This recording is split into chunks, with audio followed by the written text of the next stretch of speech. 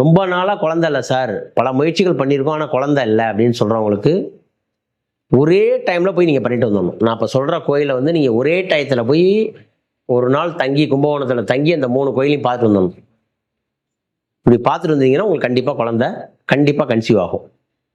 முதல் கோயில் கருவளச்சேரி. என்ன கோயில்னா, இந்த சாமி பேர் அகிலாண்டேஸ்வரி அம்பாள்.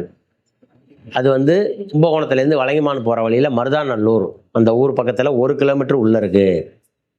அதுக்கு அடுத்தது திருக்கருக்காவூர், கருக்காத்த நாயகி. அதாவது கருவே உருவாகலைன்னா கருவளச்சேரி, கரு உண்டானா கருக்காத்த நாயகி திருக்கருக்காவூர் அப்படின்னு பேர்.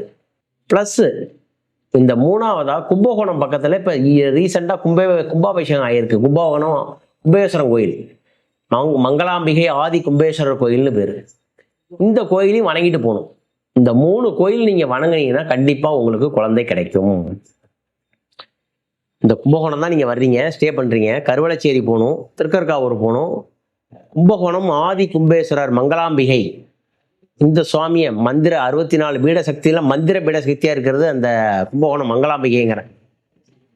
காஞ்சி பெரியவர்லேருந்து காஞ்சி சங்கராச்சாரியர்லேருந்து எல்லாருமே வந்து வழிபட்டு ஆகர்ஷணம் செய்யப்பட்டதுங்கிறேன். நீ என்ன ரூபத்தில் போய் கேட்குறியோ அந்த ரூபத்தில் கொடுக்கக்கூடிய அம்பாள் வந்து மங்கள நாயகிங்கிறேன். சுவாமி பேரே மங்கள நாயகி, மங்களாம்பிகா.